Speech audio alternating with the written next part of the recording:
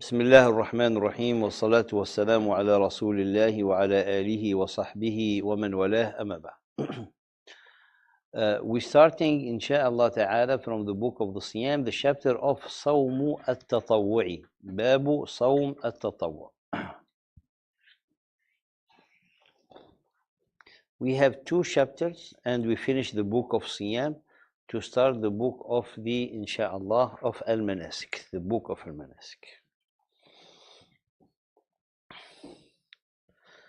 يقول المصنف رحمه الله تعالى: يسن صيام أيام البيض والاثنين والخميس والست من شوال وشهر المحرم. يسن is what is the sunnah. Here when we say صوم التطوع is the voluntary fasting, not the obligatory one. So قال هنا يسن فهنا باب صوم التطوع، أي هنا التطوع مضاف إليه إلى الصوم، and باب صوم لبيان ما معنى نوع هذا الصوم, to clarify what type of the siyam is a voluntary fasting. الصوم two types, obligatory and voluntary, so فريضة والتطوع. قال يسن صيام أيام البيض. The first thing قال يسن is from the sunnah, فنحن in general we have the تطوع. When you do voluntary action, there's an action مطلقة which is not restricted, and there's action تطوع which is kind of restricted. When we say restricted, they're like defined, determined. For example, to fast during Arafah, the day of Arafah, the day of the of Ashura. Those are defined by the Sunnah, so those are restricted. Some of others like Sawm, any fasting, so it's not restricted. Someone can fast, So this are the two types. So here he going to start with those who fasting that been mentioned in the Sunnah of the Prophet sallallahu alaihi wasallam. Because if someone want to do fasting, seeking, just to as a worship, seeking the pleasure and getting closer to Allah subhanahu wa ta'ala, he can do any days except those days in which fasting is either haram or makruh, that we're going to mention, or already I think we have studied. يسن الصيام أيام البيض. So from the sunnah is to fast the days of the white days. البيض بيض from أبيض, and الأبيض is the color white. صيام أيام البيض are actually 3 days.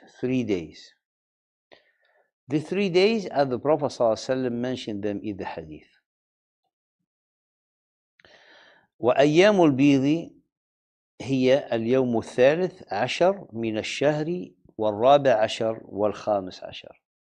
In the lunar calendar, the days of al-Bid are the 3 days, the 30th, 40th, and the 50th of every month in the lunar calendar.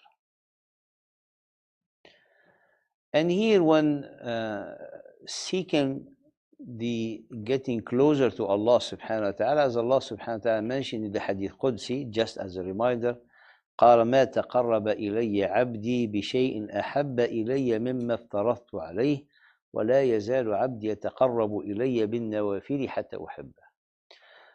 Allah subhanahu wa ta'ala loves that his servant draw himself near to him with what Allah made on obligatory on him. Then he said, and my servant keep drawing himself near to me with the voluntary worship till he will have the gift of Allah's love to him. These, after the siyam that is obligatory, the author mentioned the siyam that are voluntary, which someone keeping, drawing himself near to Allah subhanahu wa ta'ala. قال الأيام البيض, as we mentioned. And we mentioned what are these ayam. Bid, because in these three particular nights, it's full moon. It's full moon. So Al-Bid is really related or to the light of these three nights. So where the light of the moon is complete, therefore is like is lightened outside, and because of the light, it says like Abyad is like from like the color of the light. Hmm. So the nights are white. When we say white, it has light. So Ayyamul Bidi are the days, their nights has the complete light, the full moon. So light, or all of them they have the most light during the month in these days. قال النبي صلى الله عليه وسلم صيام 3 أيام من كل شهر صوم الدهر كله. Fasting, this is in general, so this we have 3 hadiths. Fasting 3 days in a month is like fasting the whole life. It's like fasting the whole life, because every hasana by the gift of Allah is multiplied 10 times. So if one fasts 3 days, it's going to be counted like 30 days. If someone will only fast 3 days in a month, he's fasting all his life.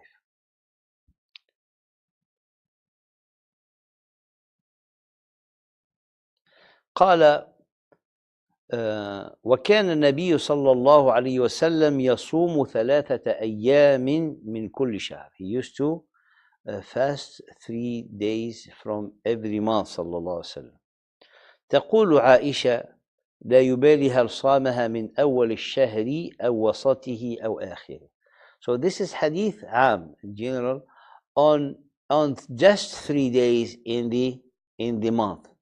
And in hadith Aisha, she said the Prophet ﷺ, he wasn't concerned to fast the 3 days from the beginning of the month, or the middle of the month, or the end of the month. And the Prophet ﷺ commanded 3 from his companion, as they had narrated, to fast 3 days from the night, like Abi Huraira, wa Abi Darda, wa Abi Dhar. All of them, they have this hadith, Awsani Khalili, from the will that I get from my Khalili, my closest and dearest of my friends. He's the Prophet ﷺ. They meant the Prophet. Is one of them is to fast 3 days in the month. Therefore, we have in this hadith that hadithun amun wa hadithun mukhassas. So we have a general hadith for fasting 3 days in a month, and another hadith specifying the 3 white nights of the month. So if someone fasts any of the 3 days, it's fine, but the most preferred is to be the hadith, the 3 white nights, which are specified in the hadith. So here he's saying as a conclusion, قال الأمر الأول استحباب صيام 3 أيام من كل شهر. So it's highly recommended. It's like it to fast 3 days from every month, either in the beginning or in the middle of the month or the end of the month. The second hukum here,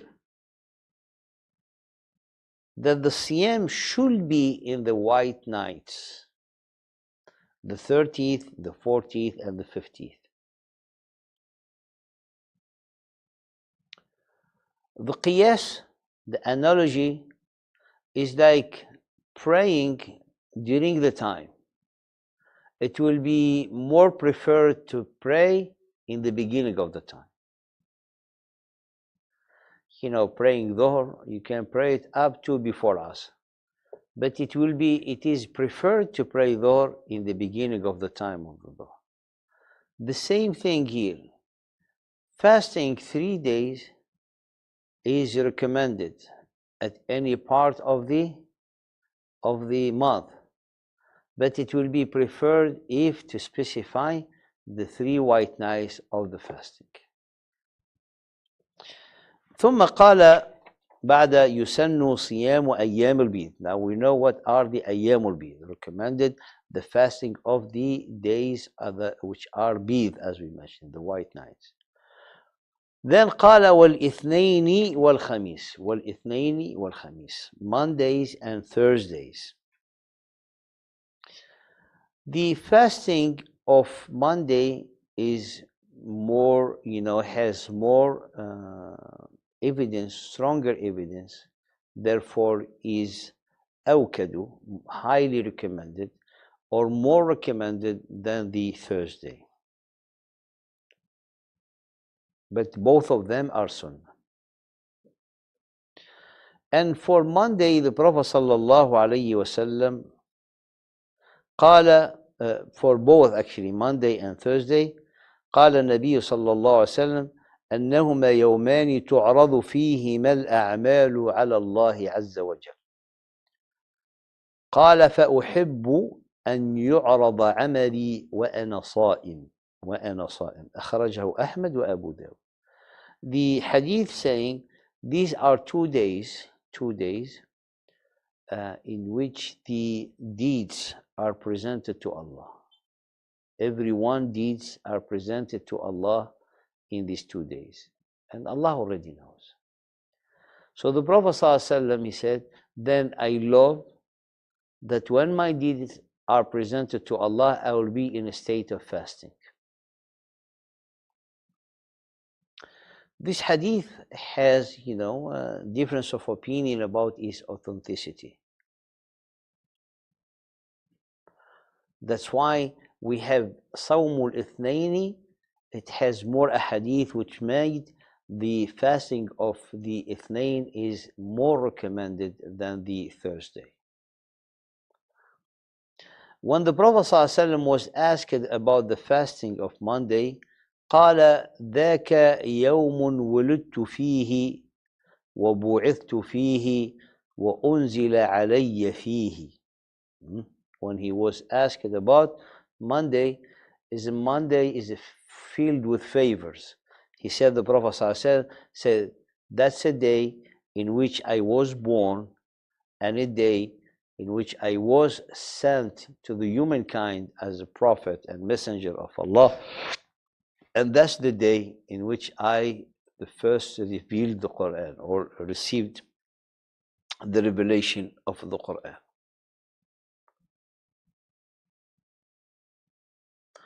Based on this, it is from the Sunnah to fast Monday and Thursday.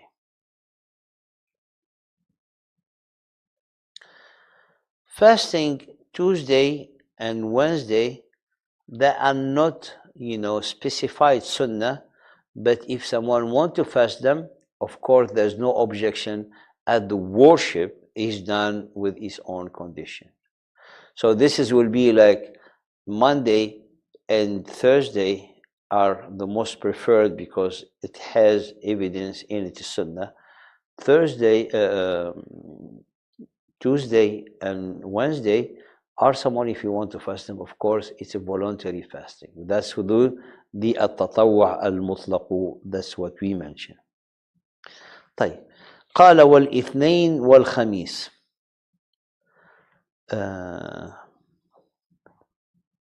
وست من شوال. For the Jumu'ah, we're gonna talk about, or might, as we mentioned, Monday and Thursday, Tuesday and Wednesday, mutlaq. There's no specific sunnah, but fasting it is a worship. Friday, it is forbidden to fast it. It is forbidden to single out Friday with fasting, unless someone is fasting a day before it or a day after it. As the Prophet ﷺ قال, لا تصوموا يوم الجمعة إلا أن تصوموا يوما قبله أو يوما بعده. Do not fast the day of Friday except except if you fast a day before it or a day after it. And the Prophet ﷺ said to one of the mother of the believer, when he find out that she was fasting on Friday, he told her, Asumti ams, did you fast yesterday? She said, no. قال أتصومين غدا, are you going to fast tomorrow? قالت لا, no. قال فأفطري, he said, then break your fast. فدل ذلك على أن يوم الجمعة لا يفرد بصوم. So this hadith is very strong evidence and showing us that it is Jumu'ah is prohibited to single the Jumu'ah out with fasting.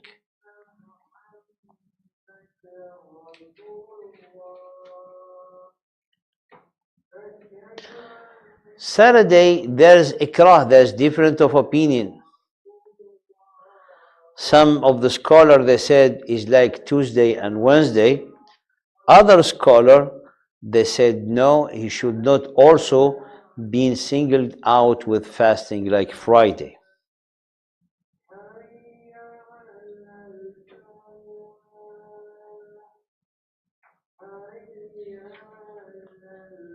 Fast with it Sunday or fast with it Friday, it will be allowed. We'll mention it inshallah in the rest of what he's going to say.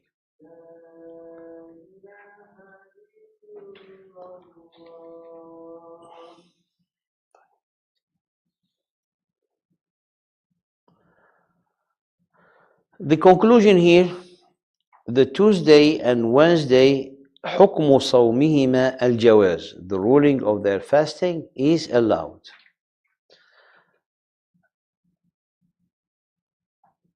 لا يسن إفرادهما ولا يكره والجمعة والسبت والأحد يكره إفرادهما. And we're going to come back to it in the saying of the author, but here as we're talking about the days, and then we'll come back inshallah to read it in the matan. But it is disliked to pray actually for the Friday, as we said, the Prophet said, do not do it. To fast the days only, Friday on its own, Saturday on its own, and Sunday on its own. That's makruh. Al-Jaizu, the allowed is to fast 2 of these days. Friday is either to fast Thursday and Friday, or Friday and Saturday. If someone wants to fast Saturday, he has to fast Sunday with it, or Friday with it, and so on. And we're going to mention why. However, here we said makruh. Why? Because what if Friday is the day of Arafah, or is the day of Ashura? So here we have a sabab. We have a reason that is in the sunnah to fast it. Therefore, the fasting will be not to fast it as a Friday, but to fast it because of Ashura. So if the qasd, if the intention is to fast it as is the Friday, we say no, you should not fast it because the day of Friday is Eid. But if it is, he said, I'm going to fast Ashura, and it happened that Ashura is a Friday, then it is allowed to fast it because the niyyah is fasting Ashura, not Friday. Well, قوله وست من شوال, 6 days from the month of Shawwal. أي ويسن صوم 6 من شوال لقول النبي صلى الله عليه وسلم من صام رمضان وأتبعه 6 من شوال فكأنما صام الدهر كله. Whoever who fasts Ramadan and he follow Ramadan with 6 days from Shawwal, he's like he fasted the whole as-sawm, the whole life, the whole time. When you say صام الدهر كله, he summed, the whole time. Or ad-dahr is like the life of the existence. But the life of existence for every one of us is limited at his own life. So he says he's like he he fasted all his life.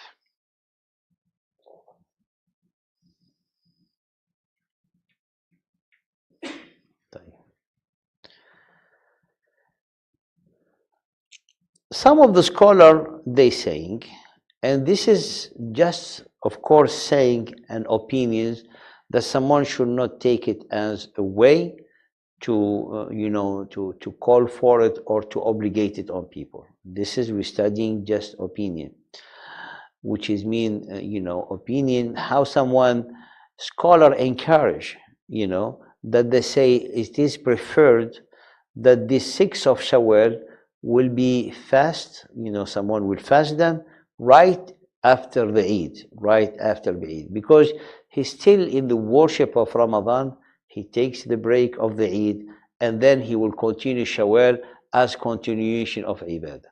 And they kind of inspired in the interpretation of the Prophet ﷺ in the Hadith. He said, whoever fasts Ramadan and follow it. So follow it, we say the closer the following of the fasting happen, the better, because I'm following Ramadan with the fasting of this Shawwal. So this is the thoughts of the scholar, some of them, because they're saying this is kind of racing for the good, kind of someone he's racing for the good. And the 6th of Shawwal, it is also, they say, it might be preferred to do them all 6 together. Why? Some of the people, they say, some of the scholars, it's easier and someone will complete them. But these are not, conditions. So if we say the hadith, explain it on his itlaq, is to fast 6 days in Shawwal. So the Prophet ﷺ, he didn't say consecutive days. He didn't say ثم أتبع 6 متتابعات من شوال, 6 consecutive. He said 6 من شوال, because you have to look from the perspective Allah has mercy. Allah wants to shower you with His mercy. So if someone is not able to fast 6 days in a row, can he fast 6, separate? Can he make, for example, Monday and Thursday from every week till he finish it? All of that, any combination he want to do, it's fine. But here, some of the scholars said, the best if you want to focus on the hadith, 6th of Shawwal, just do them after the Eid and consecutive. Therefore, you will have been done from the 6th of Shawwal, and you will be from those who racing for the good, الذين يسارعون في الخير, or having the spirit of racing for the good. طيب.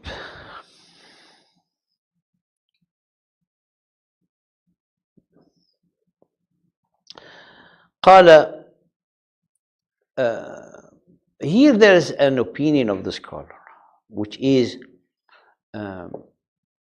the question, if someone has days that he didn't fast in Ramadan, should he make the qada, make up for the days of Ramadan first, or do Shawwal first?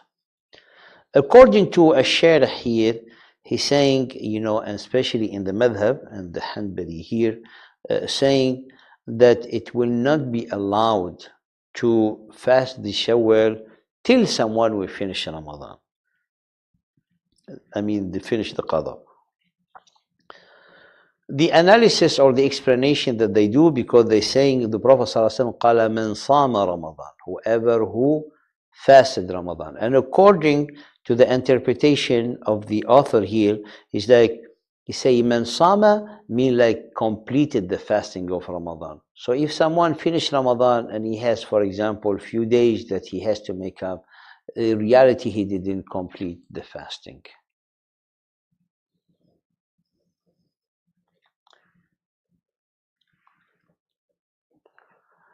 The other opinion, whoever who fasted Ramadan, he truly fasted Ramadan and he completed Ramadan. Why? Because the days that he didn't fast, he has an excuse. He either was sick, or was in special condition that he could not fast or she could not fast, or they, been La ilallah, or they been, traveling. And Allah subhanahu wa ta'ala said, that's a rukhsa. You have, later days to make them. And the intention was to make the whole Ramadan. So when someone, for example, he make his intention to fast, he didn't say, I'm going to fast except those days that, no, the intention is for Ramadan. So the intention is really completed Ramadan, but he has still, some of the days to do. And these days are later days. So we have the qada is in waqtin muwassa. The qada, the making up, is in an extended time. The recommendation of Shawwal is in limited time. It's only the month of Shawwal. So the other opinion said, as long as this is, you do the hasana or the command of Shawwal, and then you still have time. So let's say someone will not have fully the reward till he finish the makeup of Ramadan. But here the other scholar, they say, no, he has to make the qada. Said, what if he cannot make it in Shawwal? So that's also, they give you a nice solution. They said, if he cannot make it in Shawwal, he can make it in any other month with the intention of qada. So in the end, we come back to the same opinion, to the same, saying like what someone is seeking from rahmah from Allah, he will get it, inshallah.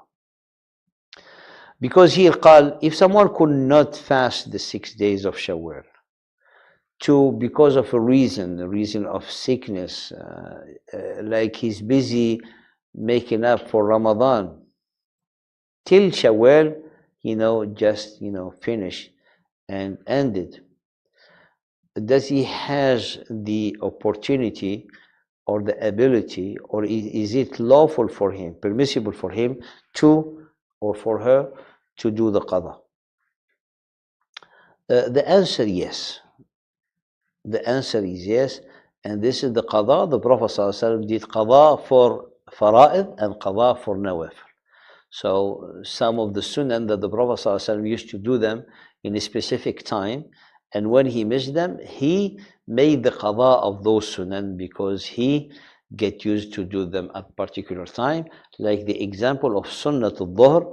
And when he was busy with some of the group, they came to visit him, and he didn't pray sunnat al-dhuhr, he prayed it after Asr, sallallahu alayhi wa sallam.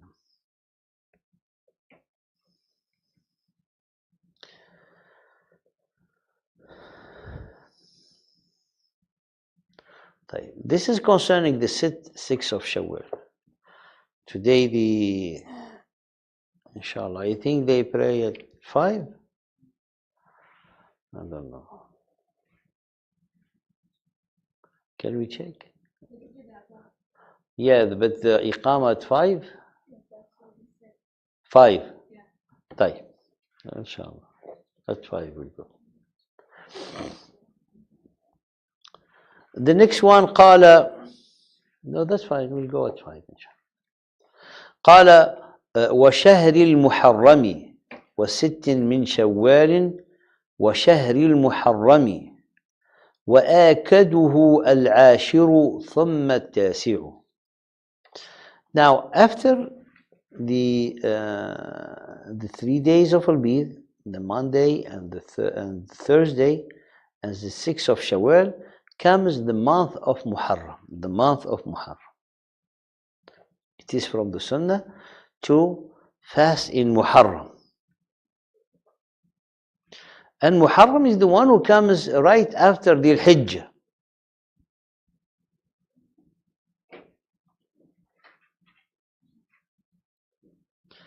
And this month that Al-Khalifa Al-Rashid, Amir Al-Mu'mineen, Umar radiallahu ta'ala anh, he made to be the first month of the year of Al-Hijri.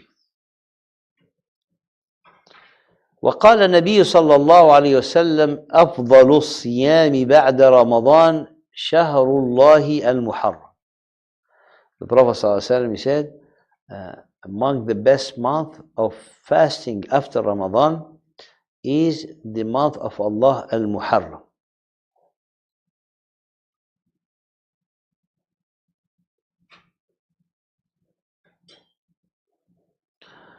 The question at this hadith, which will be better to fast, Sha'ban or Muharram? The answer is Sha'ban, because the Prophet ﷺ, it was narrated that he fasted the most after Ramadan, Sha'ban. And we didn't hear much on his fasting in Muharram. But he, ﷺ, encouraged the fasting of Al-Muharram. Other scholars, they're saying Sha'ban is like, a simulated kind of nafila before the obligation. When someone is ready to pray an obligation, he pray 2 rak'ah before it, ratiba. So Sha'ban is like the nafila before Ramadan.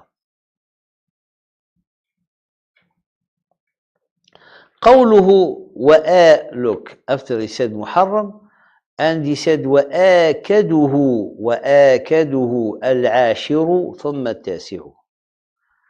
The highly recommended in Muharram, if we just talk on Muharram, the 10th of Muharram, and then the 9th. The 10th and then the 9th. The 10th is Ashura.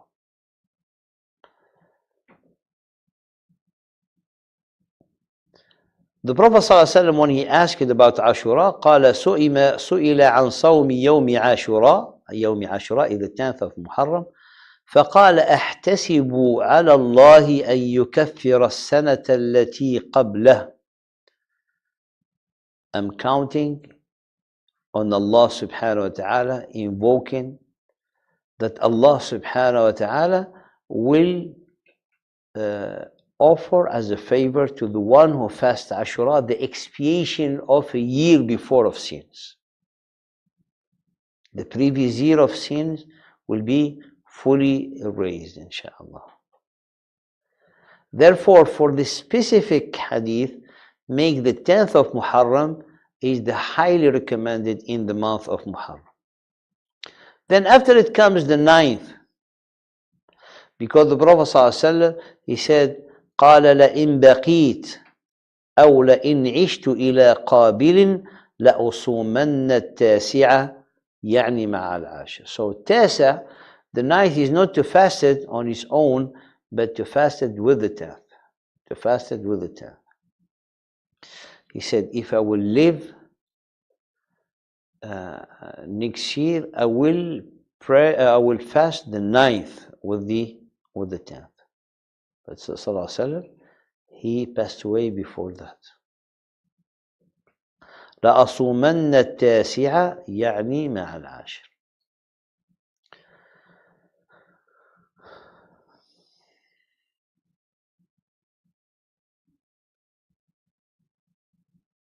So someone is either to pray Ashura on his own, or to do also the recommendation of the Prophet ﷺ to pray the 9th and the 10th.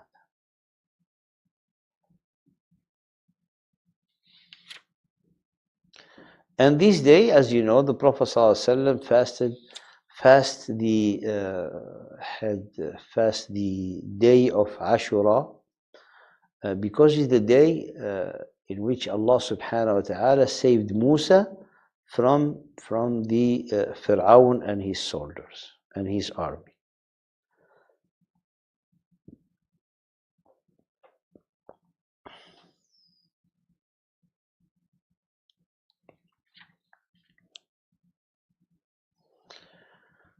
قوله وتسع, it's time. We'll continue after Salat, inshallah.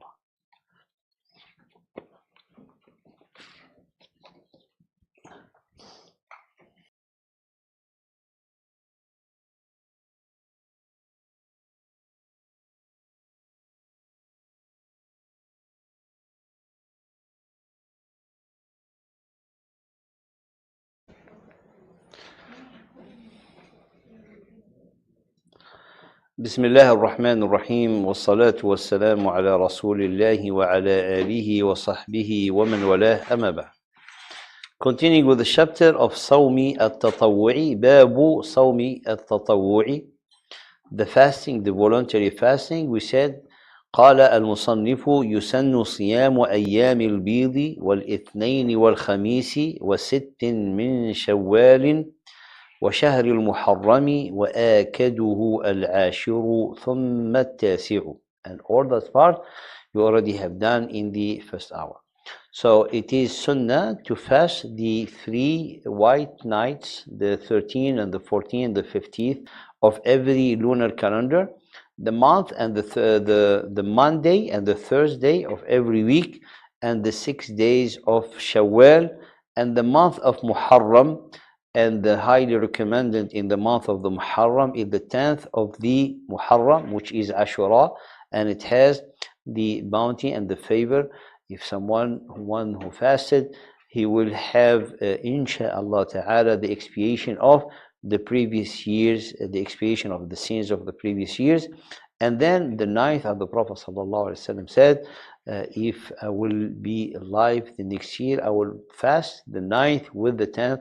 So it will be the ninth and the 10th. قال وتسع ذي الحجة وتسع ذي الحجة, and the ninth of Dhul Hijjah, and the ninth of Dhul Hijjah. The ninth of Dhul Hijjah, as you know, is the day of Arafah. The day of Arafah.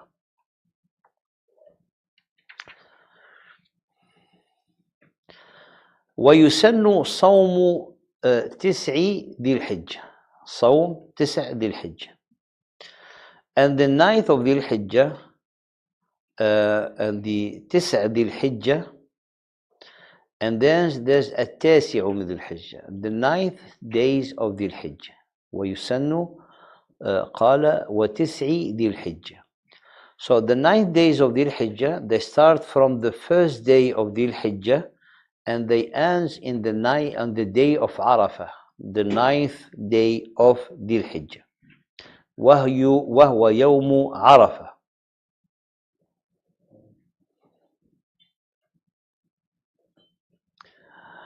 The hadith of the Prophet sallallahu alaihi wasallam, ما من أيام العمل الصالح فيهن أحب إلى الله من هذه الأيام العشر. There is no dearer to Allah as days more than the days of Dhul Hijjah. And the action, the righteous action in these days are all highly recommended. And the righteous action and the ibadat, and one of the ibadat is the fasting. Therefore, the fasting will be included in this.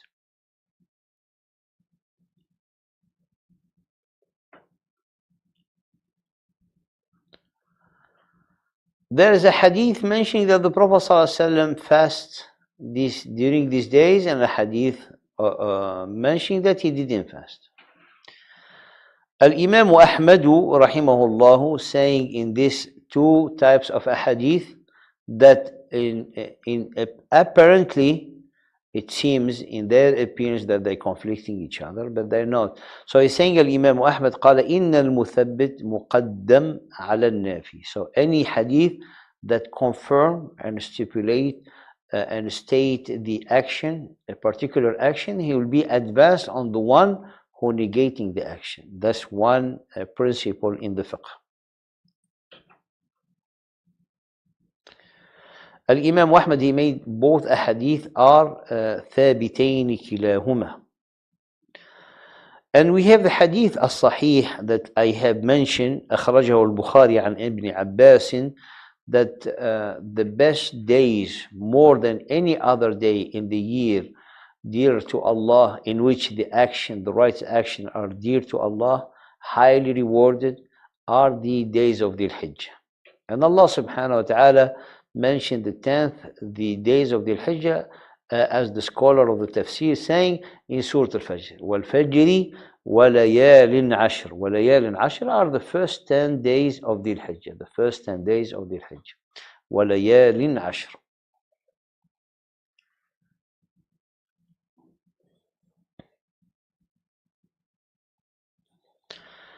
But the fasting only concerns the 9 days, because the 10th day is the Eid al-Adha. Eid al-Adha, and it is haram to fast in the days of the Eid.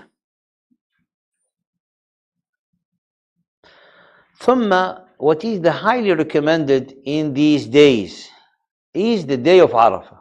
Is the day of Arafah. قال وآكده هو قال وتسع ذي الحجة ويوم عرفة ويوم عرفة لغير حاج بها ويوم عرفة لغير حاج بها. So in Dhul Hijjah, the recommended are the 9 days.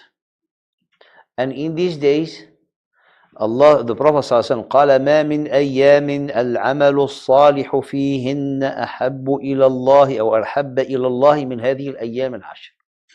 There is no single righteous action in days to be compared to the righteous action in these 9 days or these 10 days. Well, that's one.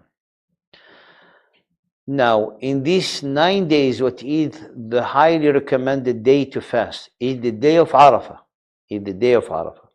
Hadith of the Prophet sallallahu alaihi wasallam قال أحتسب على الله أن يكفر السنة التي قبله والسنة التي بعده.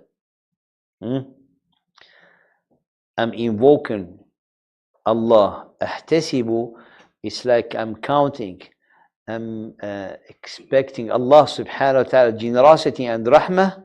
By the fasting of the day of Arafah, Allah will offer the favor of the expiation of sins of a year before and year after. Therefore, the fasting of Arafah is highly recommended and more preferred in reward than the Yawm Ashura, because in the hadith of Yawm Ashura, expiation of previous year. Yawm Arafah, previous and coming year, both. Now, we have a condition here. What is the condition? The condition لغير حاج. This is valid and rewarded and recommended for everyone except the one is in state of Hajj. Except the one who is performing Hajj. The one who performing Hajj, he should not fast the day of Arafah.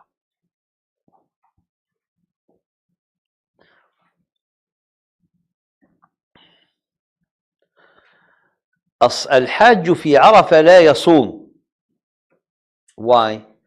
Because he needs that day for something else. He has a ibadah greater than the fasting. He is in the day of Arafah. No one on the planet Earth on that day is like him or like her. And the Prophet ﷺ نهى عن صوم يوم عرفة بعرفة. The Prophet ﷺ prohibited the fasting of Arafah in Arafah.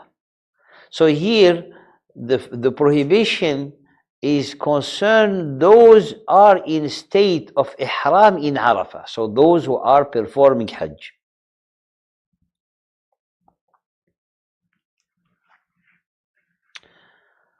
And the Prophet sallallahu alaihi wasallam, he asked for a bowl of laban, milk or buttermilk.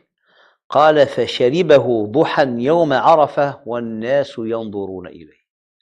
He asked in the time of duha, which is like before noon, of a bowl of laban, and he drank it in front of everyone in Arafah, for everyone to know that it is not the day of fasting for those in Arafah. The most sensitive and sensible, and let's say important time in the day of Arafah is the time between Asr and Maghrib. That's the time of the invocation and the supplication and showing humility to Allah subhanahu wa ta'ala. So that needs strength. If someone fasting, the weakest person in the time of the day, he going to be the weaker. I mean, the closer the sunset comes, the weaker the person will be. And in Arafah, it is intended the closer the sunset is, the stronger the Hajj need to be. Why he need to be like awakened and strong for his focus and dua and ilhah in the dua, etc. So the fasting would conflict with the situation. You see the Sharia. So the Prophet ﷺ prohibited the fasting for the Hajj in Arafah. For everybody else is recommended.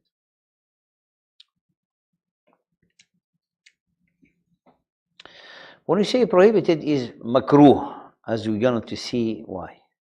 It's not recommended at all unless someone he need to fast. Unless someone he need to fast.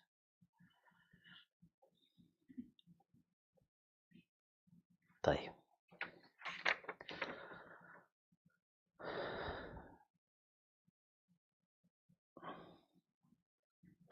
We're going to see in the makruh, I'm going to come back to this mas'ala.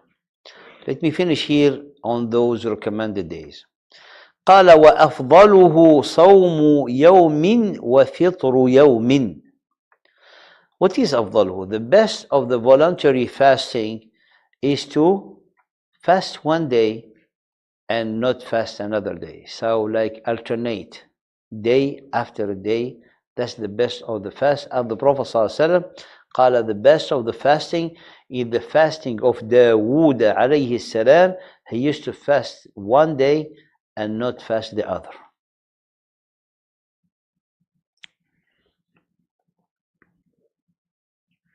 Here there's mas'ala, is nice question. I mean,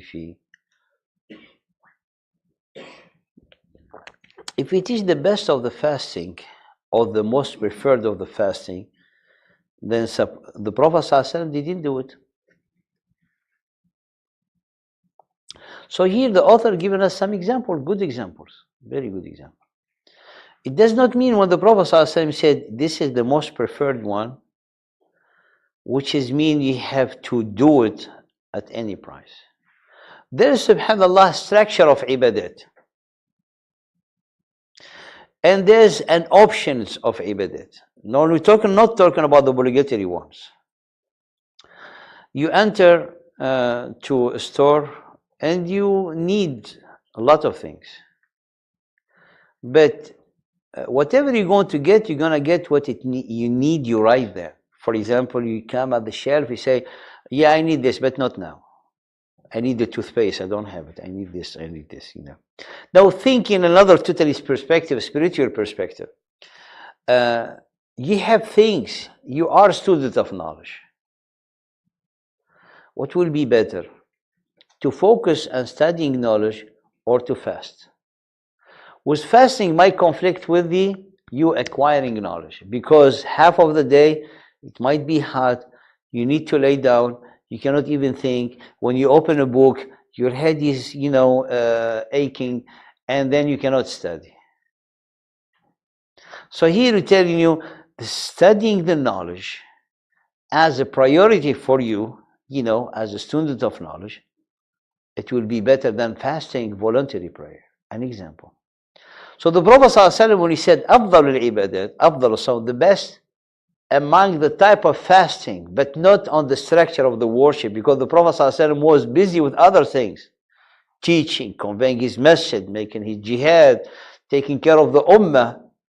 So that's, subhanAllah, he was busy with other things. And in this perspective, for example, the hadith of the Prophet ﷺ said someone came late and he went to pray. So he said, who will make tatawwa, volunteer, to give sadaqah to his brother, sadaqah to join him to pray jama'ah with him. So some of the people say, why the Prophet didn't do it, sallallahu alaihi wasallam. We don't say why, because the Prophet sallallahu alaihi wasallam, he already instructed us how to gain action, how to invest into your moment, into the action. But he already busy with higher level of ibadat. Based on this, if someone, for example, has, let's say, nothing much doing, nothing things to do, and he preferred to fast, then the fasting year will be great for him. But if someone is student of knowledge, or someone taking care of a family, or someone doing any other thing that is required from him to do, therefore he could not do a voluntary action that will be put in jeopardy or diminish from the intensity or from fulfilling other tasks. So as long as this fasting not holding off the person to not do obligatory thing, to not do, things, task that he's obligated to do as it's in his responsibility, then it is the afdal siyam. So to put this into perspective, because when someone reads this hadith, he say, oh, the best of fasting is like Dawood. I want to be like Dawood alayhi salam. Then he's gonna stop coming, go to school. He's gonna stop to go to work. When people, or at work, he's grouchy the whole day. He say, why? Because he's fasting. So that's not an excuse to have someone's worship to become like, a tool who have people to push them away from around them. As example, because this is when someone told me, two, they work together. They say, can you please say to so-and-so to reduce his fasting? I said, fasting is good. He said, but he's being grouchy with everybody at work. So I said, okay. So if the fasting causing misbehaving with others, no. Being peaceful person and a person who's being good example, than to be like, look like being mean. And what the reason? Because someone is fasting. That's not the sunnah of the Prophet sallallahu alaihi wasallam, or the spirit of the sunnah of the Prophet sallallahu alaihi wasallam. This is just parenthesis. قال ويكره إفراد رجب. So this is the meaning of أفضل الصيام, because some of the companion, they ask the Prophet صلى الله عليه وسلم, هو عمرو ibn al-As. He came to the Prophet صلى الله عليه وسلم and he said, قال لأصومن النهار ولا أفطر ولأقومن الليل ولا أنام. He said to the Prophet صلى الله عليه وسلم, I'm intending, I have the determination to fast every day, and I will not eat, and to make qiyamul layl every night. So when the Prophet ﷺ heard that, he said, the Prophet ﷺ asked him, or he been talking to the Prophet, قال أنت الذي قلت كذا, did you say this? He said yes. فقال النبي صلى الله عليه وسلم صم كذا صم كذا, fast these days, don't do this. And then when he said, I can do more, so then he said, قال صم يوما وأفطر يوما فذلك أفضل الصيام. See, even the context that this hadith came to have Amr ibn al-As to not be kind of excessive in his worship. So the Prophet ﷺ wanted to put him in the balance. He said, if you want to fast that much, then you have to fast one day and not fast the other day, and that is the best of the fasting, like this siyam of Dawood. You cannot say, I'm fasting the rest of my life. So that's the context. And then قال نم نصف الليل وقم ثلث الليل ونم سدس الليل فذلك أفضل القيام. The best of the qiyam, he said, make sleep half of the night, and then stand up for the prayer third of the night, and then the sixth of the night, the rest, sleep it to gain back the strength, because your spiritual mood or state require the worship. But if the body cannot hold and does not have the strength, even you causing the spiritual mood to collapse. Someone reading Quran, he can contemplate as long as he's fresh. When he's dozing, he cannot even read anything, right? When someone wants to pray Qiyamul Layl, for example, or even in the night after Isha, and then he's like, dozing, as he's sure what he's saying, That's why the Prophet ﷺ قال إذا نعس أحدكم فليرقد. I mean, if someone he's dozing during the obligatory prayer, he should go and sleep. And when he wakes up, he will pray. So the time of that prayer is after he sleep. For example, someone he's very tired at Maghrib. He starts to pray Maghrib and he's almost like falling. The sunnah of the Prophet ﷺ to go to sleep. If he wakes up after midnight, the time of Maghrib, that one is after midnight for that particular person. Why? Because the prayer, the intention of the prayer to connect with Allah subhanahu wa ta'ala, not to sleep. And the Prophet ﷺ علل ذلك, he gave the reason, قال لعله. He might be intending to make dua for himself, he's making dua against himself. No.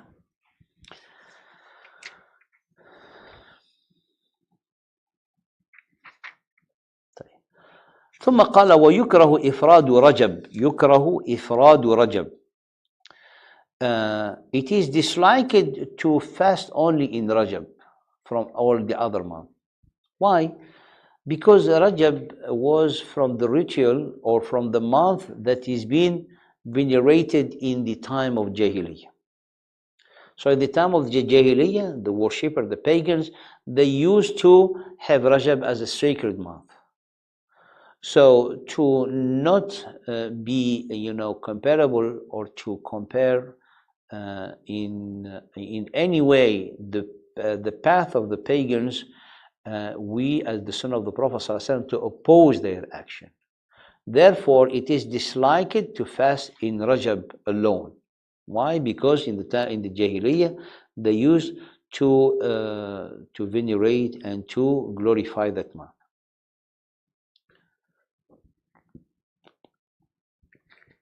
And by the way, anything that is mentioned in Rajab,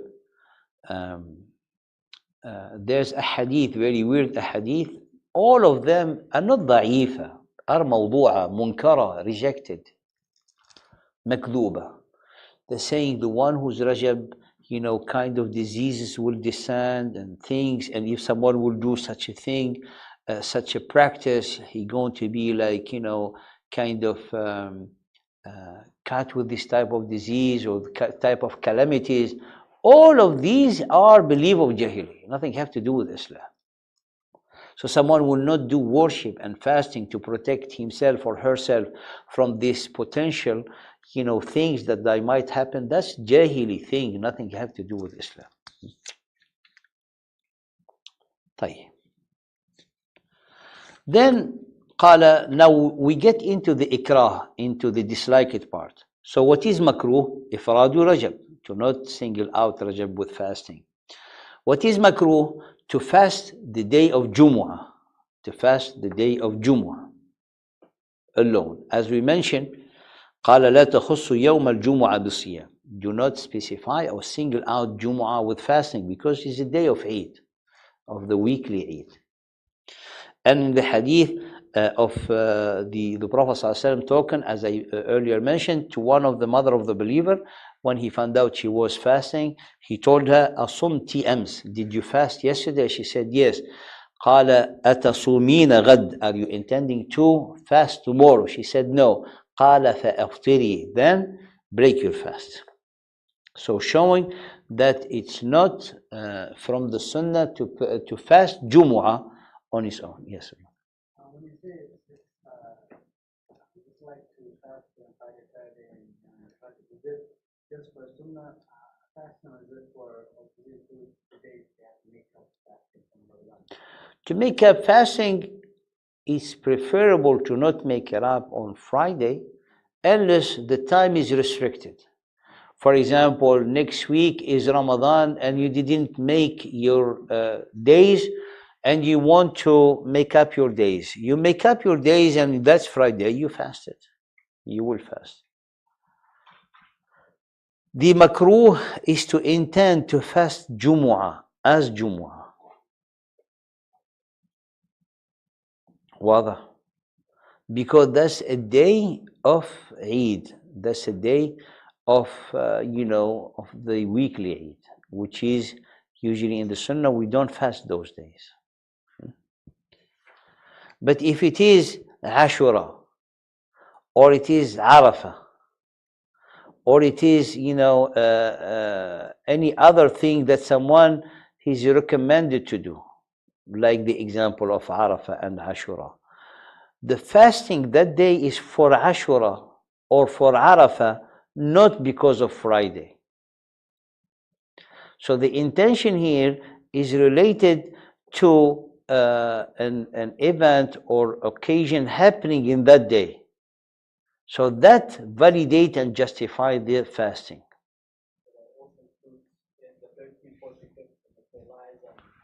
Well, the 13th more Friday, as the Prophet ﷺ said, إلا أن تصوم يوما قبله أو بعد. You can fast Friday as long as you fast Thursday before it or Saturday before it. The makruh is to fast Friday only. So if it's 3 days, I mean, you've been fasting before one day or after one day, so it is sunnah of the Prophet ﷺ. No. Okay. قلنا that's for the Jumu'ah, okay? وقوله والسبت, and the Saturday also is makruh to fast Saturday by itself. لا تصوموا يوم السبت إلا فيما افترض عليكم. There's a hadith, and hadith actually, we don't have actually the takhrij of the hadith, but is mentioned, and the scholar they're saying it is makruh to fast on Saturday. And Saturday and Sunday are Saturday especially, special day for the people of the book, and Sunday also from Al-Nasara, and the other one for the Yahud. Therefore, and fasting, certain scholar is kind of venerating that specific day. And then and this is Eid for other faiths. So if someone glorified by worship, he's like kind of, he's making the path as in the spirit of the Son of the Prophet ﷺ, to not copy and to not do anything that might relate to other faiths. It has resemblance. لا تتشبهوا بأهل الكتاب.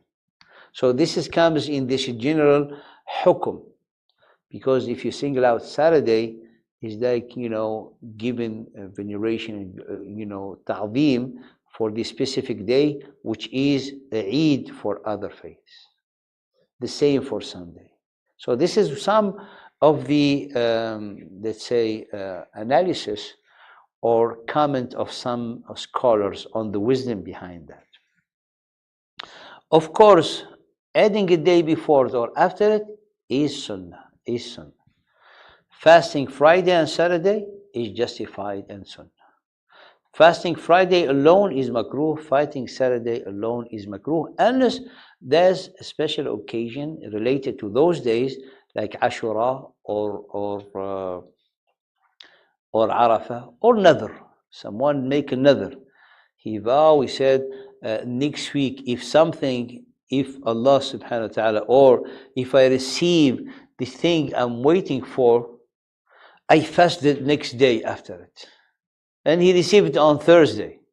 So his nadhr is to fast after that day. So this nadhr becomes an obligation. That's an example. طيب. قال ويكره إفراد رجب والجمعة والسبت, and other scholar they add Sunday too. والشك is the doubt. The shak is the night of or the day of the shak, the day that comes before Ramadan, which is the 30th of Sha'ban. That's Yawm al-Shak. And here there's details. I don't want to get into a lot of details, but some of the scholars are saying the 30th. It depends if it is cloudy or not cloudy. If it's cloudy, then we didn't have the opportunity to sight the moon, the new moon. Therefore, it might be Ramadan. So we should not fast because we don't know. Others, they said, actually, if it's cloudy, you should fast because it might be Ramadan. And this is the opinion of the author of the madhab. And if it's clear, then you should not fast because that's Yawm Shak, which is, let's stick to the hadith of the Prophet ﷺ. He said, do not advance Ramadan with fasting. That's Yawm Shak. So we have someone to be prepared of Ramadan and to have before Ramadan a day of rest from fasting, unless someone has another or has an obligation to finish.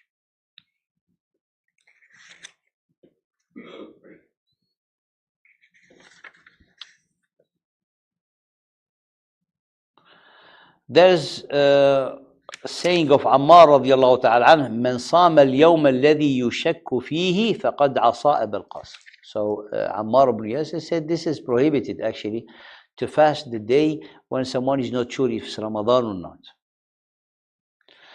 And the Prophet ﷺ قال لا تقدم رمضان بصوم يوم أو يومين إلا رجل كان يصوم صوما فليصوم. Do not advance Ramadan with the fasting of a day or two, except a person who used to fast all the time. That's in his habit to do, for example, fast a day and break the fasting the day. And the Prophet ﷺ, he said, when you see the moon, fast. So how can someone fast when he didn't see it? So he has for Ramadan to stop any type of fasting, waiting for the moon sighting to fast. And this is why is makruh to fast the day of the doubt of it is Ramadan or not. وعيد للكفار وعيد للكفار. Here.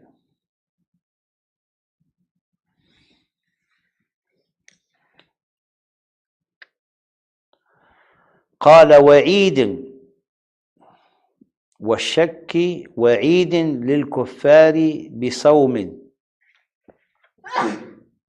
يرحمكم الله. And it is forbidden, makruh, to fast in any of the Eid of the Kuffar. This is which comes to encompass Saturday, Sunday, and any other day that it has Eid for the Kuffar. Because the fasting, according to the author, is glorifying that particular day.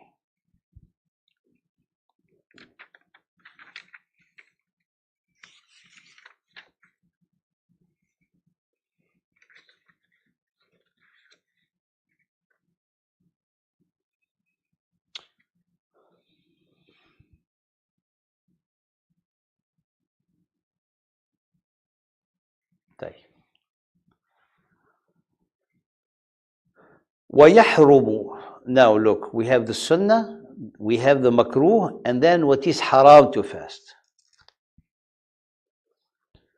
ويحرم صوم العيدين. That is obvious. Eid al-Fitr is haram to fast. Actually, how can you be in Eid if you're still fasting? And Eid al-Adha. Yes, bro.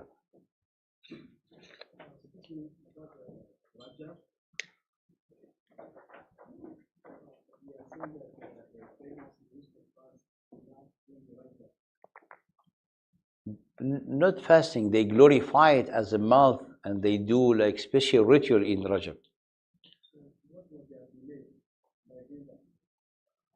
For us as a believer,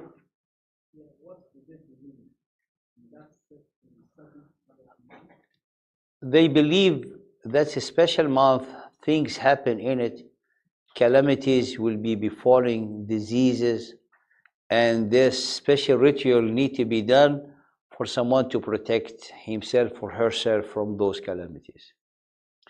And that's his wrong belief. There's no such a thing. There's no such a thing. So to specify Rajab as is like someone is scared from a specific time to be touched by any harm. The one who only caused the harm is Allah subhanahu wa ta'ala, not the time.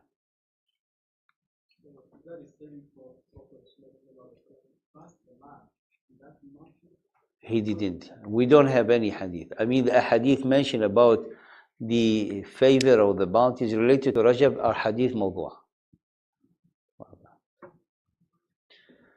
And Rajab, you know, it can be fast as one of the Shahr al-Hurum, but the makruh is to specify Rajab with fasting. That is makruh. It's not haram to fast in Rajab. But to specify Rajab only, for example, someone he does not fast in Dhul Hijjah or in Muharram, only specify Rajab, that is the makruh. Then will be resembling the thoughts and the belief of the pagans in glorifying a specific time, which is the month of Rajab. So قال هنا not about Rajab, إفراد Rajab. I mentioned that إفراد Rajab. ويحرم صوم العيدين. It's haram to fast عيد الفطر and عيد الأضحى. وأيام التشريق. وأيام التشريق. أيام التشريق the Prophet صلى الله عليه وسلم قال أيام التشريق أيام أكل وشرب وذكر الله وذكر لله عز وجل.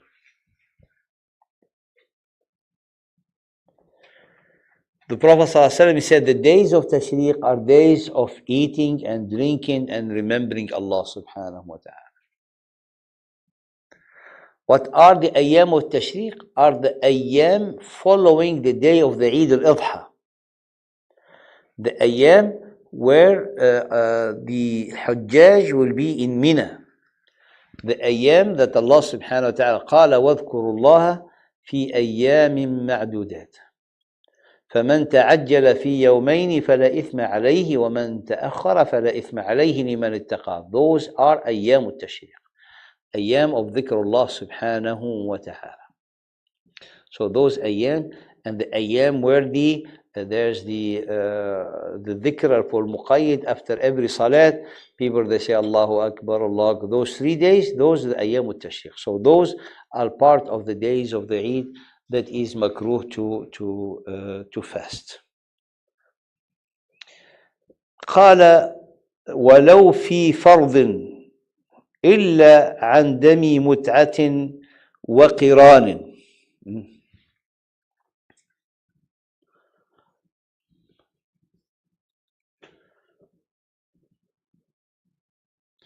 So if someone has a fard, like to make up a day and everything, he should not specify the day of the Eid or the Ayyam al-Tashriq to make up his days. He has later days. Except on one condition. He can fast these days of Hajj. قال إلا عن دم متعة وقران. إلا عن دم متعة وقران.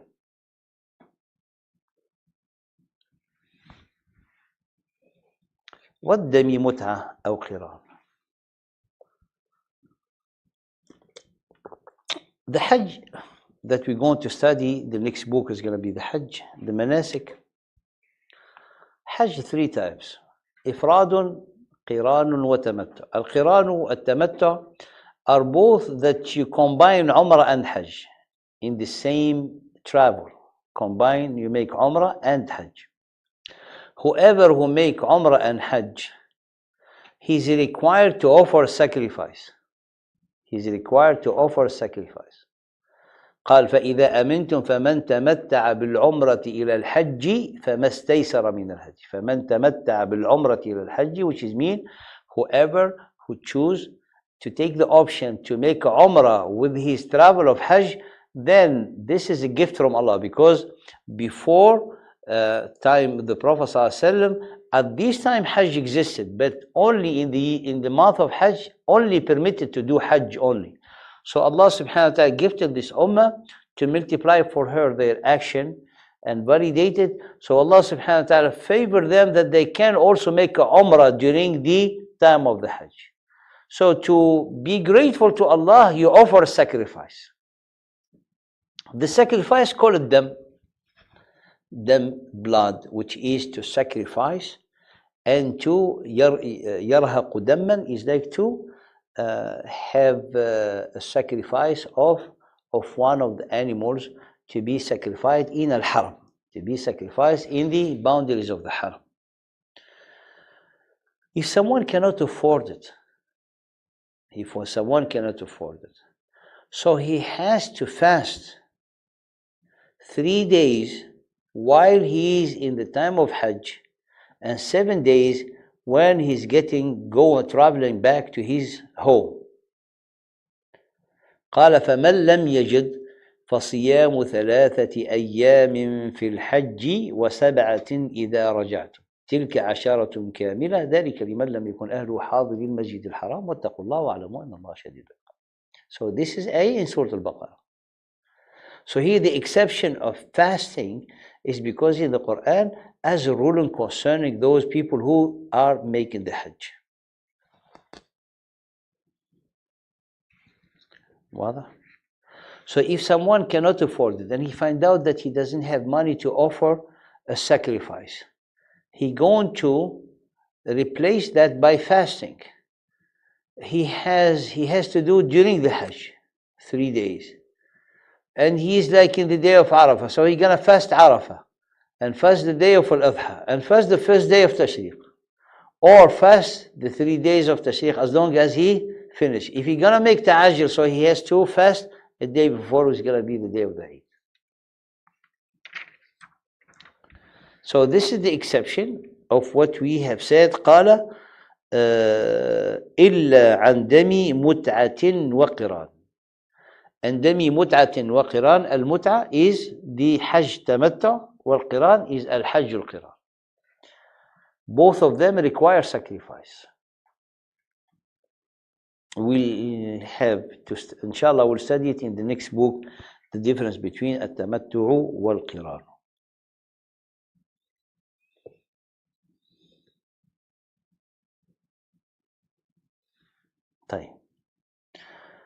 Now, ومن دخل في فرض موسع حرم قطعه. ومن دخل في فرض موسع حرم قطعه. Here this is a general principle that the author is instructing and mentioning here. What the meaning here? ومن دخل في فرض موسع. الفرض الموسع is any obligatory action that it has kind of extended time to be performed. If you start this action, you have to finish it. If you start the action, you have to finish it. For example, the prayer of Dhuhr starts today at 1:20 and, for example, at 4:30. From 1:30, for example, to 4:30, he has the right the whole time to pray Dhuhr. If you start to pray at 1:30 and then in first rak'ah I said, I still have time, and I remember to do something, I better stop. I stop the prayer and I go and then I pray later. Say no. As soon as you started, it becomes obligatory on you to finish it. So here muwassa, because there is al-fard al-muwassa wal-fard al-mudayyiq. Al-muwassa wal-mudayyiq. Al-muwassa, the one that is performance has an extended time to do it. Wal-mudayyiq, that the one is performance that only had that particular time to do it. For example, the day of Ramadan is mudayyiq. Is a day you cannot delay it. After the sun, after the dawn, that's it. You have to fast. You cannot say, I can do it later. I can start at 10, in the morning and break my fast, at Isha. You cannot do that. It's from dawn to sunset. Mudayyiq. So here, We're talking about something that you have the option to delay it. But as you have the option to delay it, if you start it, you have to finish it. That's the meaning. وَمَنْ دَخَلَ فِي فَرْضٍ مُوَسَّعٍ حَرُمَ قَطْعُهُ.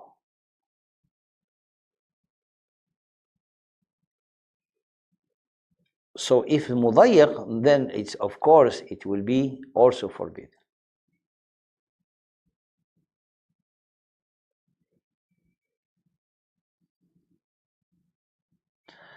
Here there's exception, two type of exception. The first exception, if someone facing a necessity, an emergency,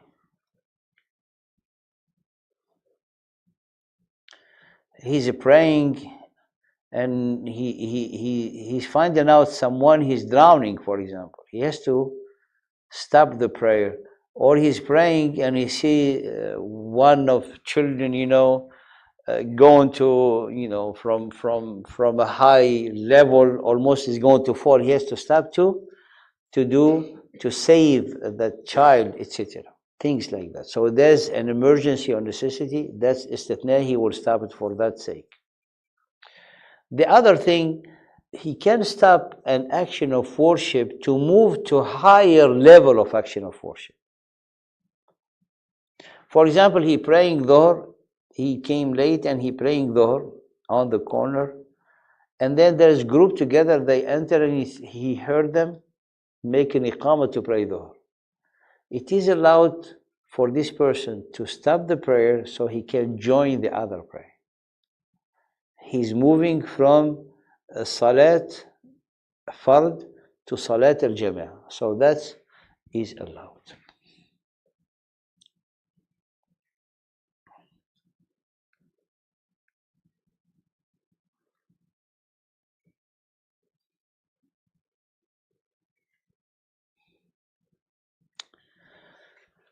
So this is about the Fard. قال ولا يلزم في النفل. But this is not obligatory in the voluntary action.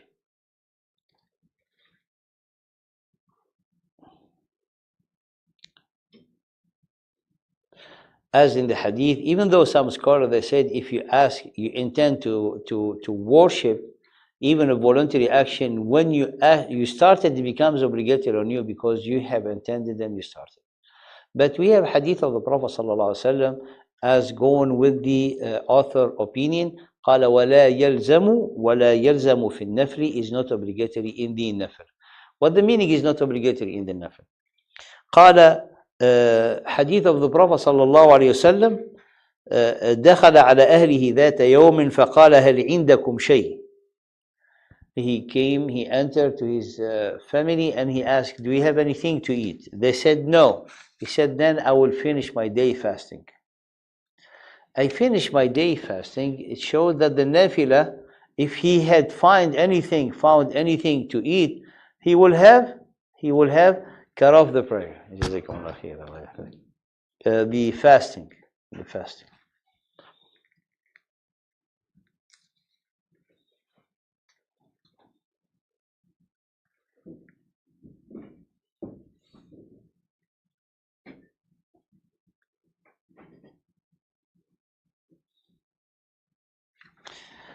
طيب. But the conclusion of this mas'ala, whoever who starts an action, even the fard, that is, we already talked, but if you start an action nafila, it is obligated to finish it unless he going to stop it for something mashru'ah, something sahih. For example, someone intend to pray to nafila. At the first rak'ah, he changed his mind. He said, I feel tired. He said, that's not a valid reason to stop. Should not have, because the intention, as Ibn al-Qayyim rahimahullah ta'ala said, the shuru', the starting into action obligate on you to finish the action. Can those adab with Allah subhanahu wa ta'ala? Adab. If someone is tired, he's feeling like sick, this is totally different. But someone like just he started to pray and then he changed his mind. Oh, there's a game. I forget there's a game we're starting now. I will do it later. So that's not a sahih reason. Come on, you go into a game and leaving the meeting with Allah. And Allah subhanahu wa ta'ala قال وَلَا تُبْطِلُوا أَعْمَالَكُمْ. Do not nullify and void your action.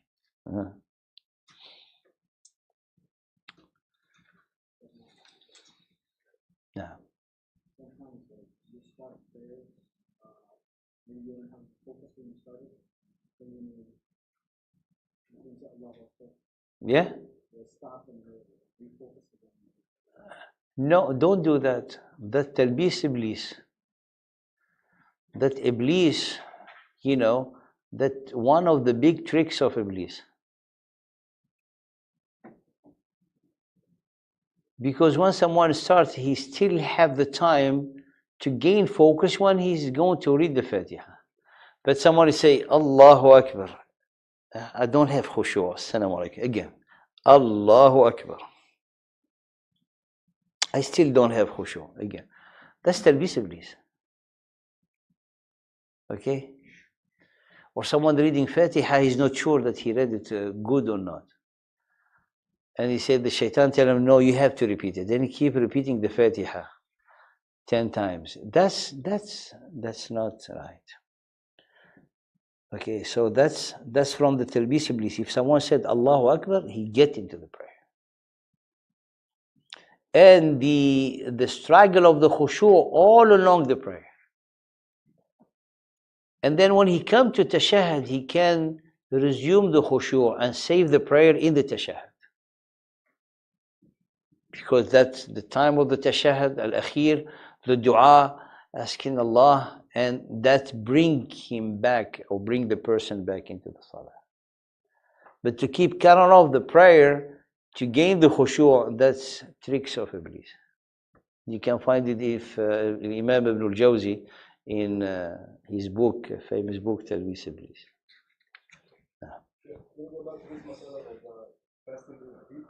Yeah. So can we find 2 years back here, where people, some group is fasting, one day another group is on retreat that same day. So how do we? The fasting makruh and mustahab and fard will be based on what someone he believes. Because if he's going to break his fast tomorrow, and other people they already broke fast, he's fasting today. So for him, it's not Eid. So someone will follow what he believes is the Eid. I will say precaution, say maybe they are right. If they are right, follow them. So we cannot say no. If not, someone will be like, have a Eid maybe 5 days. Because some people in Asia, they have day after. Some people in Al-Maghrib, the Aqsa, they have 2 days after. And other people, they have a day before. So you have like sometimes 4 days, man. So someone is going to have extended his 6 of Shawwal, say to be sure that is end of the Eid, so I'll wait 4 or 5 days. Whatever he believed, it based on what he saw, based on who's the one who trusts, he will fast and break his fast accordingly, inshallah. Wallahu ta'ala. Any question concerning that? Yes, brother.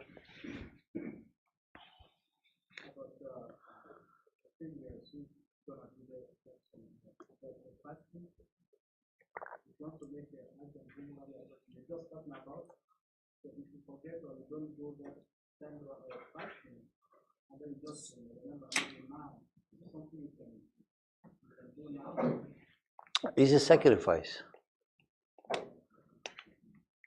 Is to pay a sacrifice for someone, for example, when he goes back, or have someone to offer sacrifice for him or for her in Hajj. In Kaaba is wajib.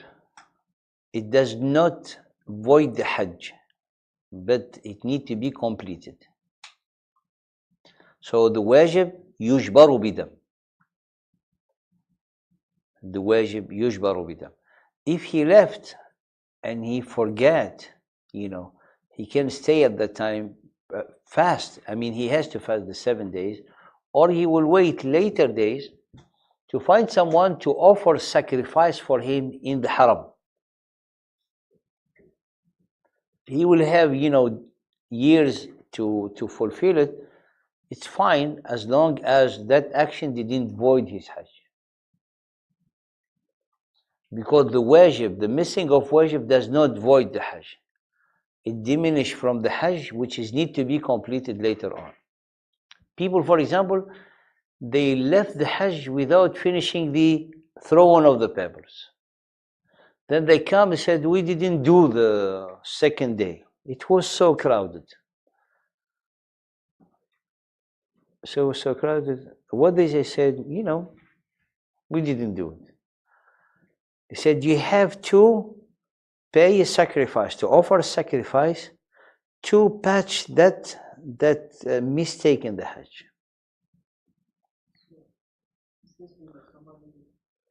perform art like let's say 10, 7, 8 years ago, and still do this, how is he gonna 8 years ago, 8, 10 years or even more than that? Because you don't have the knowledge. that's fine. When they get the knowledge, they do it. Even after 100 years, if they are alive. If they don't do it with good intention, Allah will forgive them. But if after 10 years, someone said, when I went to Hajj, I didn't offer sacrifice. He said, you have to. He said, what should I do? He said, pay a sacrifice. Have someone, for example, go to Hajj, give him the amount of sacrifice, so he can offer sacrifice on your behalf in the haram. Because the sacrifice need to be offered in haram. قال ولا تحلقوا رؤوسكم حتى يبلغ الهدي محله هو الحرم. So it's not a problem. I faced some مسائل for people who they didn't do the rajm. They left without doing the rami.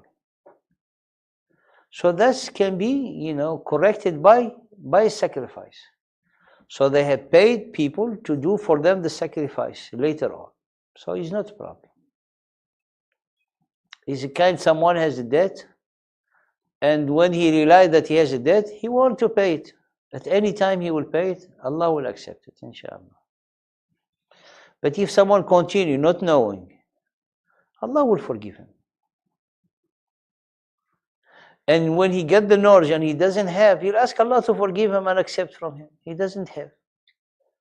Allah will not, burden someone more than he can bear. Do you have a specific case in your mind? I mean, a true case? Yes, because I went there 2004, but I don't even have the knowledge of maybe sacrifices or Maybe you went with the group that they did the sacrifice for you. You were with the group no, I went on to Hajj. And you did Umrah and Hajj.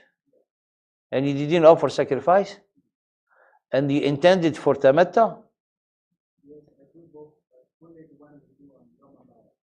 No, the intention was Hajj Tamatta or Qiran or Ifrad.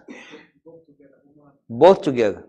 Then you have the opportunity, inshallah. If you have the money, anyone who go to Hajj, you can give him to offer. And now it's easy. They go to a booth, they pay, and they get like a receipt, and they make the sacrifice on behalf of this person. So there's no burden now. It's not like before someone is going to find the lamb and he buy it, or a goat, and then he go to say, no. He will pay the money and he's done. It's easy. So, it's good. I mean, for the next Hajj, you can see anyone from the community going to the Hajj. You can tell them this is a sacrifice as, fidya to wajib. I mean, this jabru dam for a wajib. A wajib was not done, you want to do it. Inshallah. طيب. Any other question?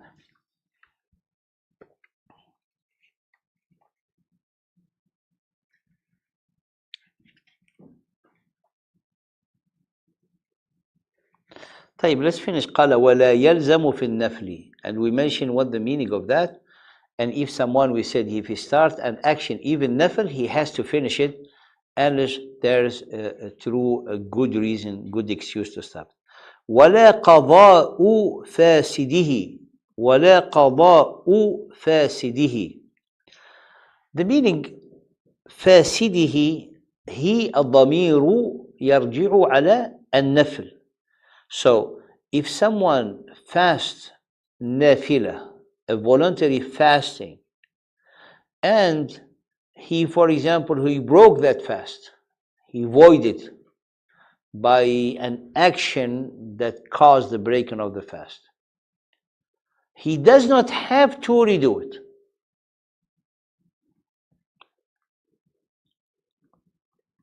Someone was fasting, voluntary fasting, and he ate, or he drank, or he has, relation between spouses. He does not have to redo it. فإنه لا يلزمه القضاء. فإنه لا يلزمه القضاء. واضح؟ لا يلزمه القضاء.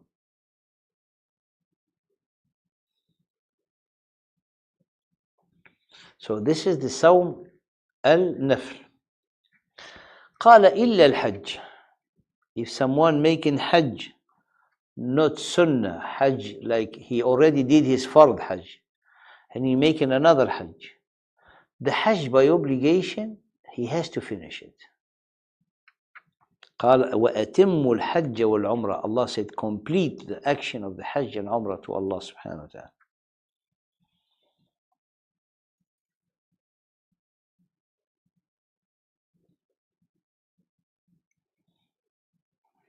So if someone happens something, only the jima' that void the hajj. Anything else will keep the hajj, that someone, he has to finish it. And the umrah too.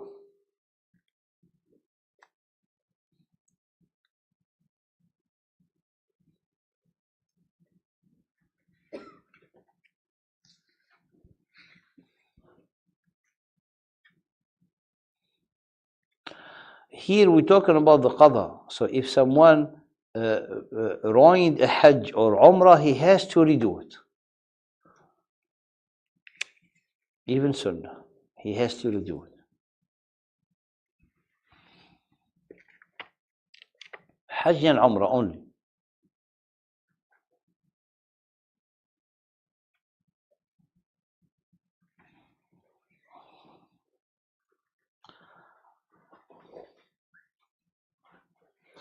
طيب. قال وترجى ليلة القدر في العشر الأواخر من رمضان. He introduced ليلة القدر because we're talking about the Siyam and we're talking about Ramadan, so he was introducing ليلة القدر.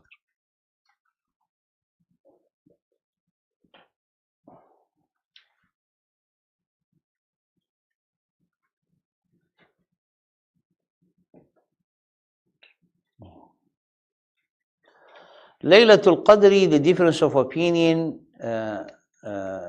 about, specifying the exact night to be Laylatul Qadr, there's more than 40 opinion. More than 40 opinion.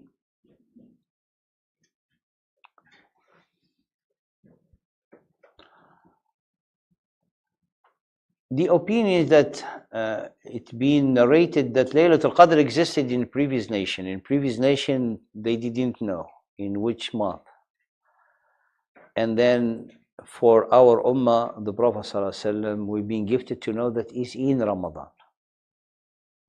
First.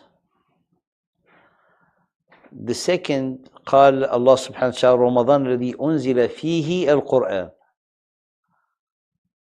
So the Quran was revealed in Ramadan. And Allah subhanahu wa ta'ala said, we have revealed in Laylatul Qadr. So when you combine these two ayahs, you find that Laylatul Qadr is in Ramadan, with no doubt. Which night is Laylatul Qadr? In the Quran, there is no stipulation of specifying exactly the night of Laylatul Qadr. The Prophet ﷺ made his i'tikaf, and i'tikaf is to stay in the masjid. Mu'takif, lazim lil masjid, holding to be secluded in a state of seclusion inside the masjid, worshipping for the last 10 days, seeking Laylatul Qadr.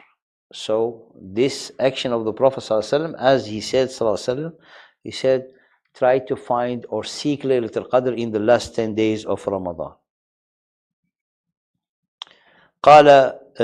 He said in the last 10 days, and the Prophet ﷺ saw it, and he saw himself in a vision making in that morning of Laylatul Qadr that he will be making sujood in a wet ground, on a wet ground, fi ma'in wa tin. So it was like raining that night. And it was the 21st, the night of the 21st that the Prophet ﷺ saw it, and that what happened, this rain in the night of the 21st.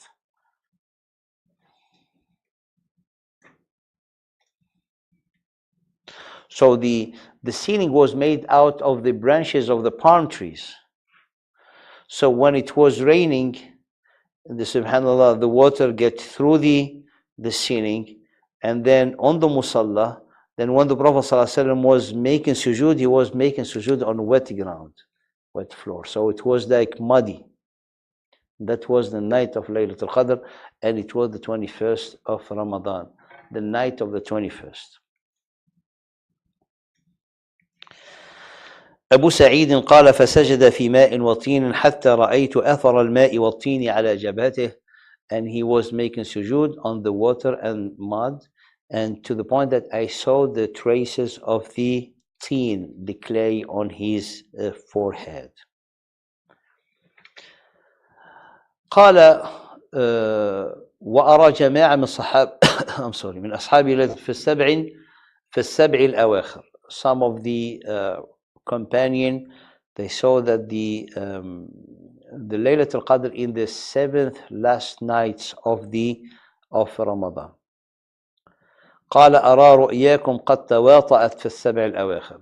The Prophet ﷺ said, I seeing that your vision is being like all agreeing that Laylatul Qadr in the last 7 nights.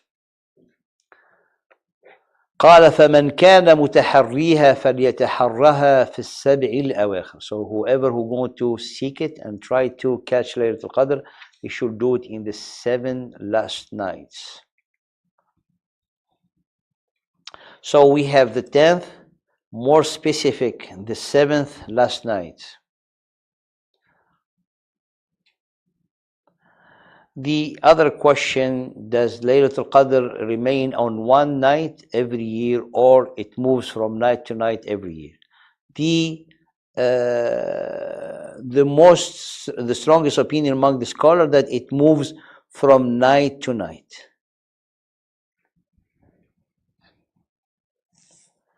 And the most sought night is the night of the 27th, as Ibn Abbas mentioned.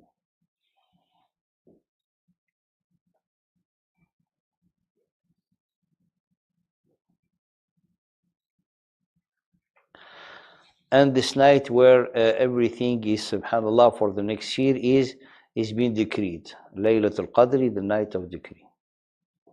طيب.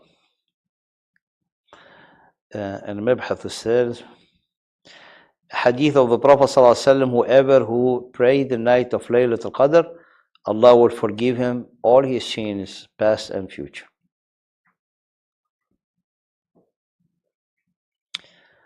The future, Shaykh al-Islam ibn Taymiyyah said, all the hadith mentioned and the future, وَمَا تَأَخَّرَ, what remaining from his life, he said it has ضعف in it.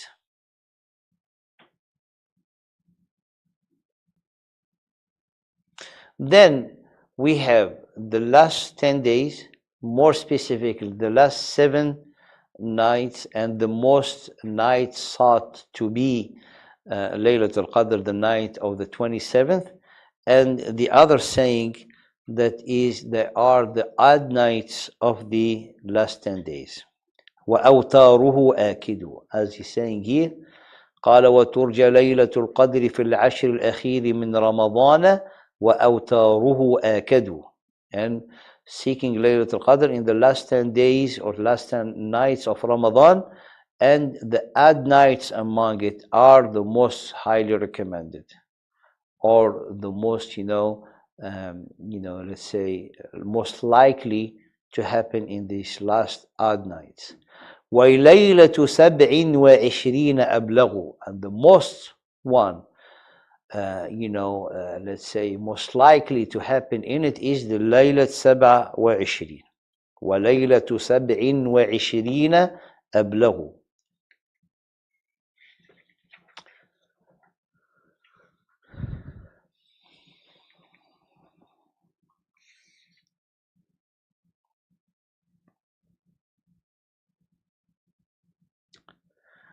Some of the signs of Laylat al-Qadr, just to mention for information and زيادة فائدة, stronger light in that night, and this sign only being, felt only people who live in the outside country, not in the cities. The second, spiritual sign is the tranquility in the heart and the expansion of the breast. He finds a specific tranquility in his heart in that specific night.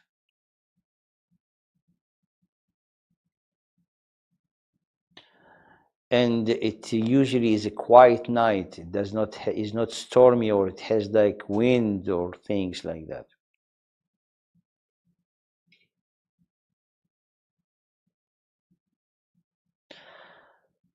It might, people that can see it in the dream, it happened to many of the companions. The specific night also, for those who are being seeking with the sincere intention, they find like kind of freshness and being like kind of in a good mood for their prayer and their dua. And sometimes, it happened even here in the night. He said, subhanAllah, it seems that night everybody was like happy, everyone was quiet, the dua was like everyone was into it. That's actually silence, at the scholar they mention it.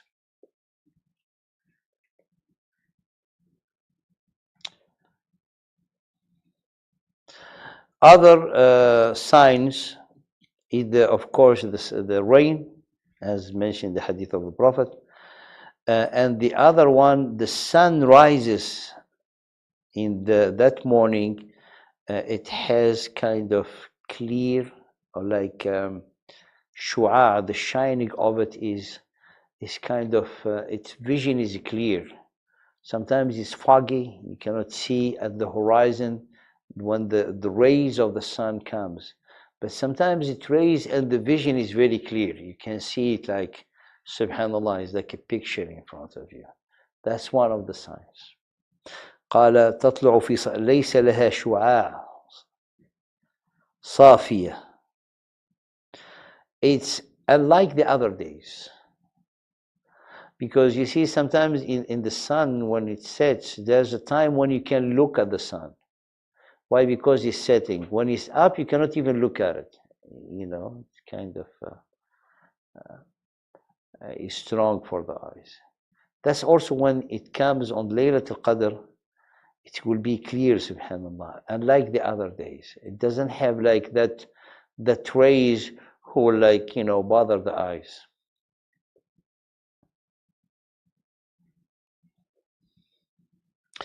The last thing, قال وَيَدْعُو فِيهَا بِمَا وَرَدْ, and he should make dua in it by which the sunnah, or by what was narrated in the sunnah. And the most important dua, as in the hadith of Sayyidah Aisha, Allahumma innaka afuwun tuhibbul afwa fa'fu anni. when Aisha radiallahu ta'ala anha asked the Prophet sallallahu alaihi wasallam, قال أرأيت يا رسول الله صلى الله عليه وسلم إن وافقت ليلة القدر فما أقول فيها. She said, if I really come to catch or be in Laylat al-Qadr, what should I say in it? قال قولي اللهم إنك عفو تحب العفو فاعف عنا. Oh Allah, you are the one who pardon, the oft forgiving, and you love to pardon. Forgive me and pardon me. And there's any type of dua, as Allah subhanahu wa ta'ala قال ادعوا ربكم تضرعا وخفية. Call Allah subhanahu wa ta'ala in humility and in secret. And the Prophet صلى الله عليه وسلم قال ليسأل أحدكم رب حاجته حتى شرك. Let someone ask everything Allah he wish, even the laces of his shoes, to make something that someone will not even think about it. Just also ask Allah about it subhanahu wa ta'ala. And that's one of the way how to be closer to Allah subhanahu wa ta'ala. This is we finish here the book or the chapter of Sawm al-Tatawwa. The next chapter is Al-Itikaf, Babu Al-Itikaf.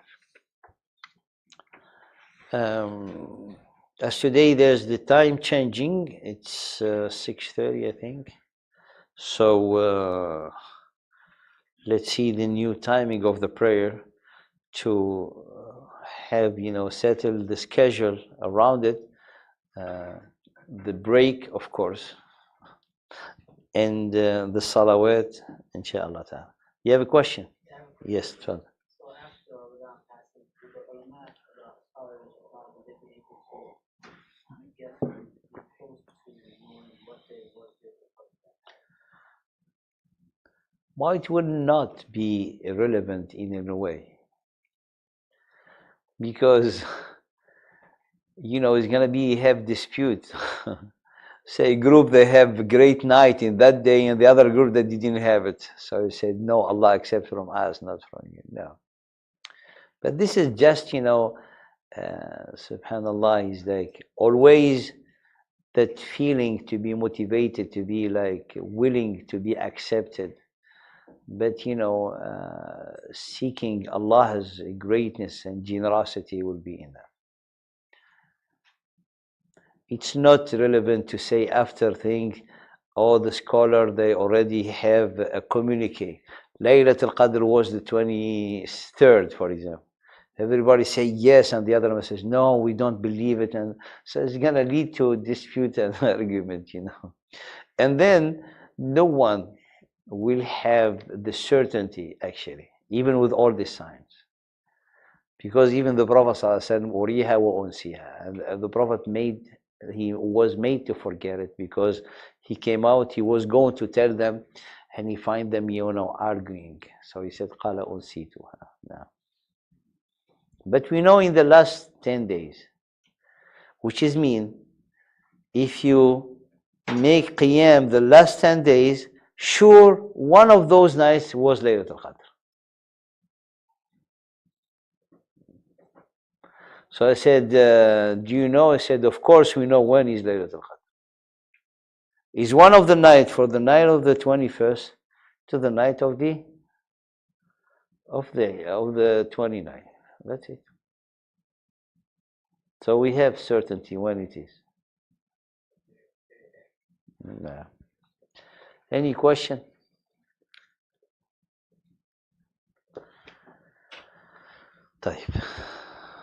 طيب, give me 1 second.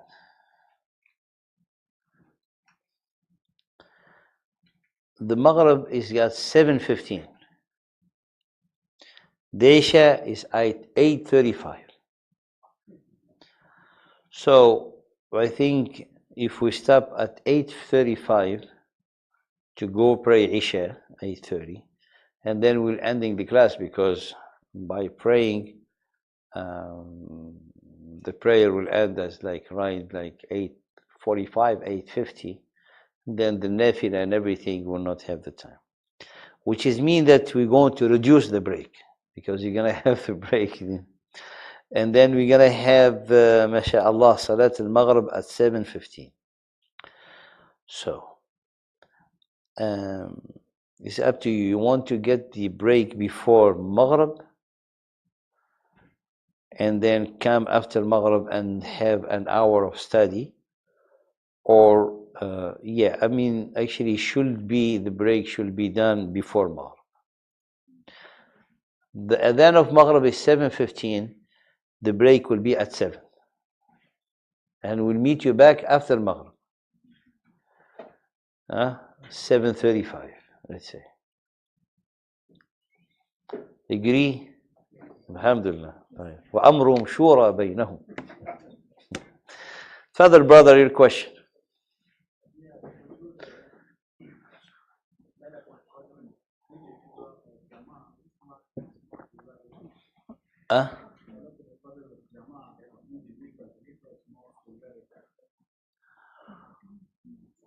والله ليلة القدر القيام is known to be fard. Is to be someone making his own Laylat al-Qadr, because it is recommended for someone to be with making Qiyam al-Layl as the Prophet ﷺ did. And Aisha radiallahu ta'ala anha, if it happened it will be Laylat al-Qadr, what I will say. So he gave her the hadith, قال اللهم إنك عفو غفور تحب العفو فاعف عني. Didn't say فاعف عنا as a جمع. That's one thing. But if someone to be in a group and all of them make dua, that will be also great. Why? Because some people, they don't know how to make dua. Other people, they could not find the focus. And then also the ameen of everyone will help for Allah subhanahu wa ta'ala, inshallah, to accept. But if we follow what the Prophet ﷺ have done, it was someone alone. The Taraweeh is not the Laylat al-Qadr. The Taraweeh is not that Qiyam. The Qiyam is in the end of the night. But it happened in people, they do it together. As Umar radiallahu ta'ala anhu gather people for the Taraweeh, people to do it together with the good intention for Allah subhanahu wa ta'ala to accept from everyone. But the action of the Prophet ﷺ did it by himself. Which is mean if someone will be more focused, if he'll do it by himself, then it might be recommended for him to do it on his own. If he will feel more focused to be with people, help him to focus and help to be with people, that will be better. The Laylat al-Qadr is 10 nights or 9 nights. So if someone will do some nights on his own and nights with people, or even inside the masjid, he can take a corner and he prays and then he join. So there's all this option that he can do them both actually.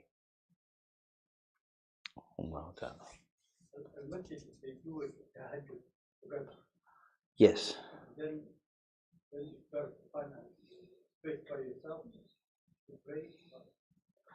No, sometimes the dua is made together.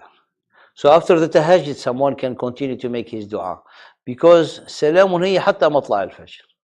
So if the tahajjud is done before matla' al-fajr, someone he should continue doing his worship. That's why there's all this option for someone to benefit of the jama'ah, to benefit of the companionship, as to benefit to do it on his own.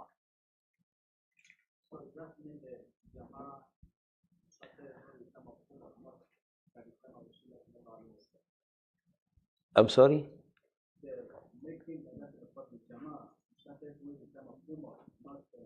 The Taraweeh, not the Tahajjud. Yes, Taraweeh.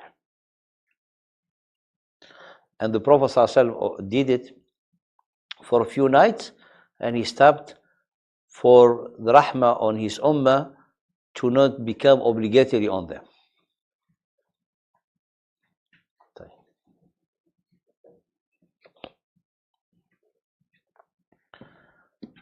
Inshallah, we'll pass to the class of Ulum al-Quran.